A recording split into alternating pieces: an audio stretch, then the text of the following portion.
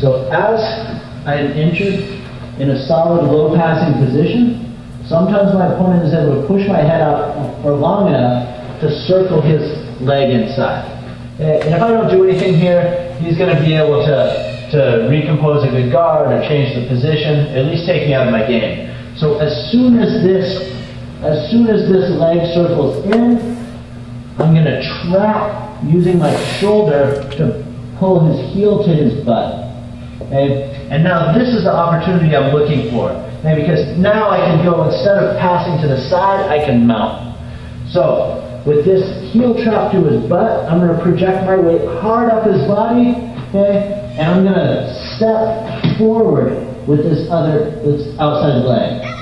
Okay? Now my hand goes from holding the belt to just cupping the thigh, and I'm going to drive forward even more and throw this foot in as a hook.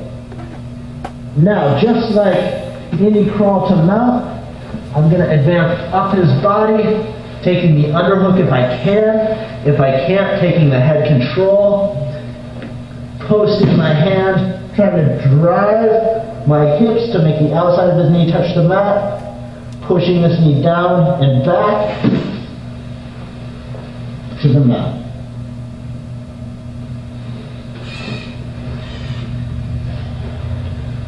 So again, just another method of passing his guard in the natural progression of his joints. Okay? So we've entered the low pass. My opponent pushes my head, circles his leg in, I back up and trap. Now I'm going to project my weight forward, take a step, big step up, corralling his hook inside my hip. And now I'm going to come on up, make sure it stays there, tight with my elbow, driving up with my head, connecting with that hook, and moving up his body.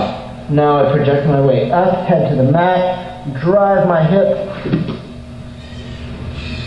and crawl to mount. Now, why do we want to try to pass the guard to mount instead of passing to the side? And one, mount is an apex position in jiu-jitsu, one of two.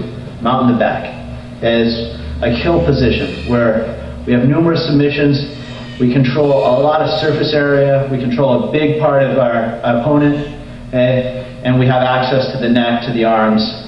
From the mount, you can also go to the back. But also, in competition, this is a huge move, pass to mount. It's 7 points. Okay? Because it's always, anytime you secure the mount directly, by nature you had to pass his guard to get there. Okay? 3 plus 4.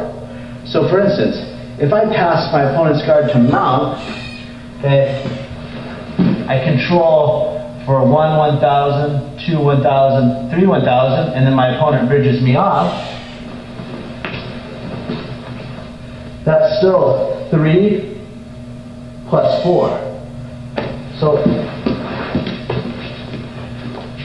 by the very nature of securing the mount for 3 seconds, obviously I also had to pass the guard.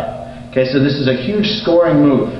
And getting up on points against your opponent makes your opponent desperate. It makes them much more willing to move and much more open to be caught with submission. So, again, starting from low pass. This is one of my favorite passes of the guard. And so starting from low pass, my opponent pushes me out and circles that foot in. Right away, we drive back in, trapping, okay, stepping back up, and continuing to further our control. So now we come up, we control, we crawl, move up his body, walk, driving with the hip, stepping right to mount.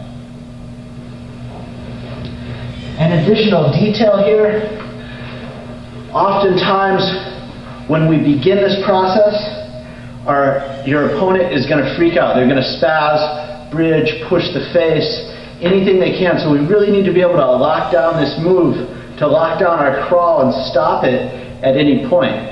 If you watch BJ Penn pass in MMA or even in Jiu-Jitsu, he's constantly crawling from side to side, taking up space and never going backwards. It's like like World War I, where you're fighting the battle trench by trench, and you never go back.